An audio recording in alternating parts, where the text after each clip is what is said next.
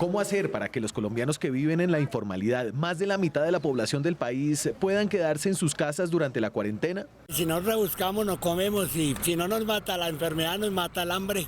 Luis Hernando Olmos es vendedor informal incluso en tiempos de cuarentena. Vende ahora tapabocas en la fila de la plaza de Palo Quemado porque en casa no hay nada que comer. Pues salir a rebuscarnos. Así el gobierno no es, pero si no hay modo de comer ni nada. Espera las ayudas del gobierno. ¿Cuándo llegan? Luis Hernando no vive en la pobreza extrema, pero tampoco tiene contrato de trabajo o seguridad social. ¿Usted ha recibido alguna ayuda del Estado? Ninguna. Familias en acción, jóvenes en acción. Nada.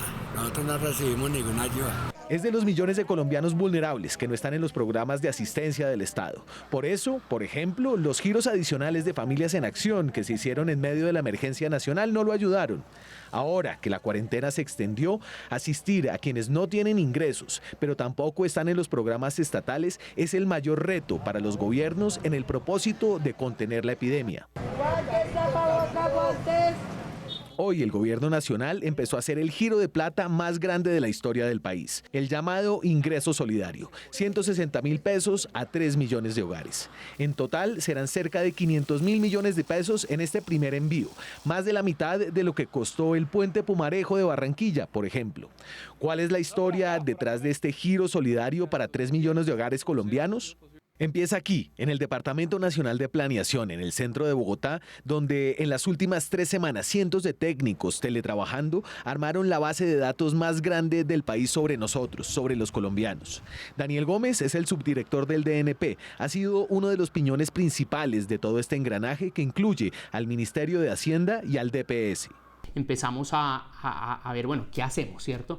Ya había esta idea, como le decía, en el Plan Nacional de Desarrollo. Antes de que entráramos en la primera cuarentena ya se estaba trabajando en eso. Sí, ahí ya se empezó a pensar, pero la urgencia viene con la cuarentena, sobre todo, ¿cierto? Con la cuarentena decimos, pucha, ahora sí es un problema apremiante y queremos llegarles durante la cuarentena. Entonces, por eso trabajamos de verdad a marchas forzadas para armar esto.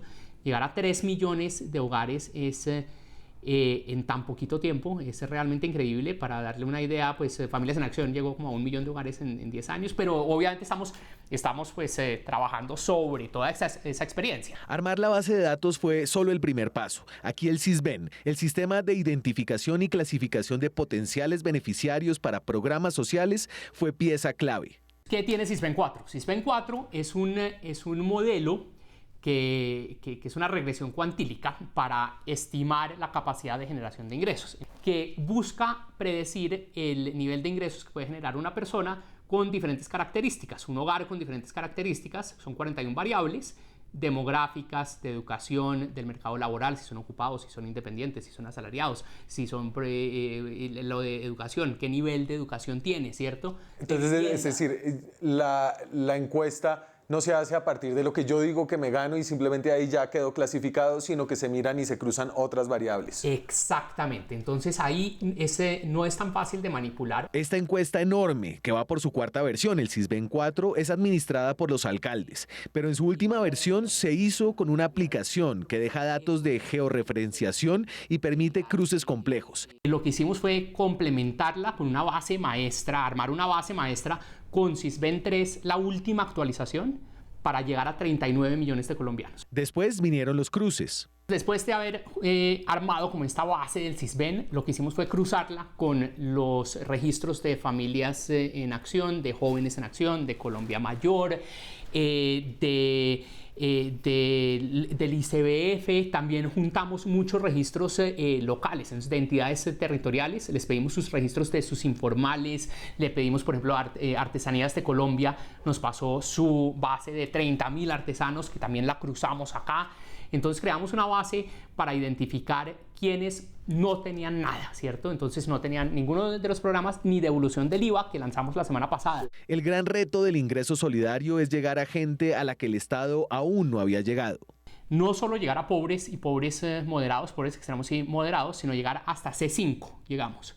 C5, todos estos son gente que típicamente en una condición normal tiene un ingreso, pero con cualquier disrupción, con una coyuntura difícil como la de ahora, son los que pierden los ingresos. Y luego de identificar a quienes se quiere atender, viene el problema del giro. ¿Cómo hacer llegar los 160.000 pesos incluso a gente que nunca ha tenido una cuenta de banco? Aquí fueron claves actores privados. Un cruce fue con las centrales de información para identificar quién tenía una cuenta bancaria, por ejemplo. Sí. Y ahí identificar los que tienen cuenta para girarles.